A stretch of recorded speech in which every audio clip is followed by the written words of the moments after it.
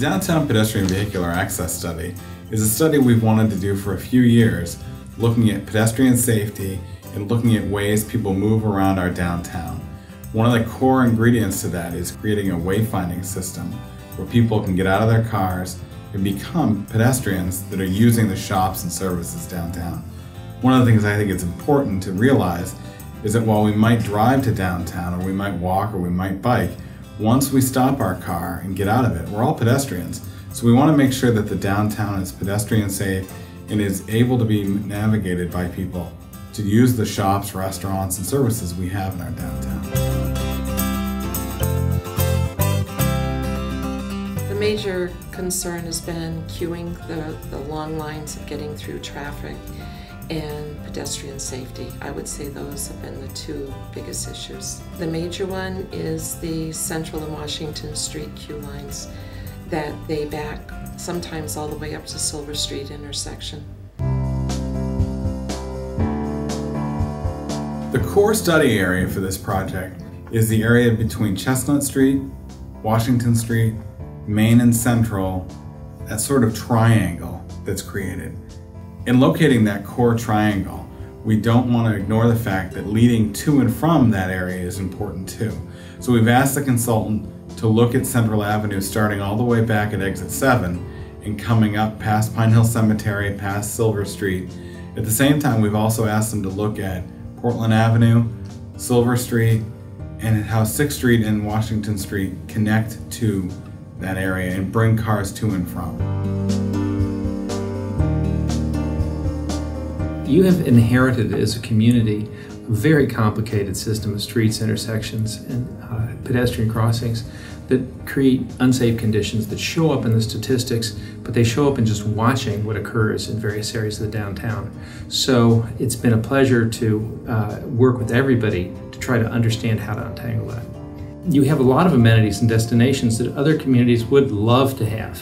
And they're still here. They're still in downtown. Kinds of shops, stores, museums, destinations. To have a river, the crossing, all of those things work great.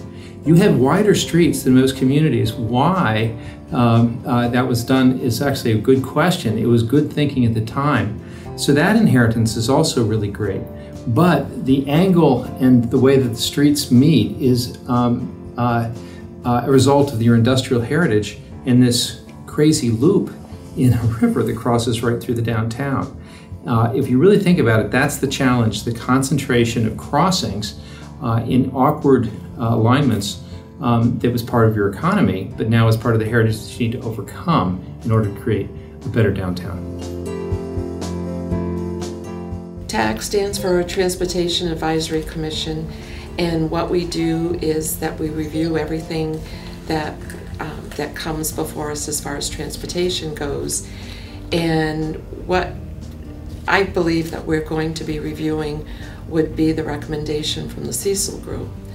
And sometimes not all of us agree on everything, but I think we need to look at whether it is a one-way loop, the intersections, is it a two-way loop with the intersections, some parts or all parts. Obviously, we have to make a decision if we're going to recommend to the council to go whether it's the one-way loop or the two-way traffic flow. We're also going to look at the pedestrian safety issue. We'll look at how a two-way flow will have an impact on the economics of the downtown and business relationships. And so it's to take the 30,000-foot view on traffic flow, intersections, pedestrian safety, and economic development for the downtown. It's all about access. And in my way of thinking, a two-way traffic flow downtown would be very beneficial. If you take a look at the statistics where cities of our size have converted from one-way to two-way traffic, there's a number of beneficial effects. One is that the businesses located within the one-way to two-way traffic conversion zone actually have experienced statistically a 27% increase in their business. Some of the reasons is it slows traffic down. People can, at a slower rate, not worry about just getting through the place. They look for a parking spot and pull in and pick up a cart or a cup of coffee or some baked goods or something to take home for dinner, that type of thing. So it's a very beneficial effect from an economic development standpoint, particularly for downtown core, where congestion can be a real problem. I mean, you take a look at some of our sister cities to the south that have a much higher population density, and if they haven't addressed traffic flow, congestion is beginning to adversely affect their economic development status. If you look at it today, there is an unusual collection of turning channels cutting through a series of green islands in the middle that pedestrians can't very easily get to. Our approach is to create, again, a very simple intersection where the east-west and north-south meet in a closed intersection so cars can get across easily and that pedestrians can get across easily. And then that green space, think of it as those islands can float to the outside and be attached to where pedestrians are and create much more generous green space, a real civic space in the square.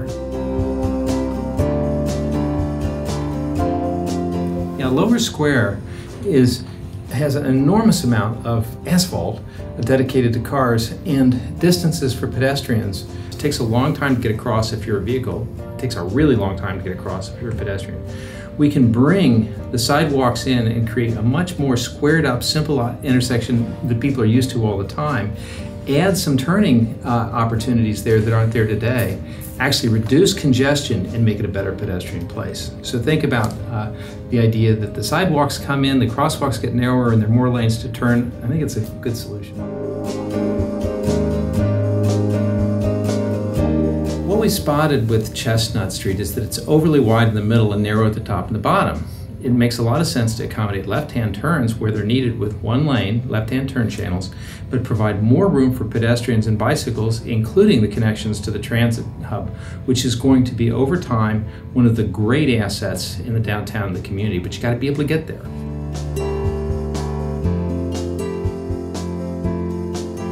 I think that Main Street has the opportunity to continue to retain, in fact, have more parking on it, which is useful for the businesses, but to have a series of pedestrian crossings and have more choices for people to connect to and from. Today there are some one-way sections that limit where people can go in at different times a day. Another key idea is that connection with Portland. If you think where that corner is, we're suggesting a mini roundabout that allows traffic to actually move more smoothly through that area than it does today. Something that will not be a problem for trucks, but will be perfect for pedestrians and vehicles to mix in that area. We've looked really carefully at the flows of traffic and the overall importance of reducing congestion. In addition to the intersection improvements that we've suggested that have many different benefits, we've looked at the one- and two-way system, and we find that there are some benefits of going to a two-way system to reduce congestion further. It has to do with the ability to distribute traffic. If you allow people to go directly where they want to go, as opposed to making big loops or detours to get to where they want to go, you start to create a simpler system with less congestion. I think one of the important things that we found is that improving the intersections and significantly reducing congestion can occur if you really change around the intersections in general. And that will be fairly true whether you do a one-way or two-way system. The benefit of a two-way system is it further improves the congestion. But you can certainly think about, regardless of the decisions that are made, the importance of creating better pedestrian environment and safety and reducing congestion is inherent in the sum of the recommendations that we're bringing forward. You have a brick theme that is already well established and has a great foundation in your heritage.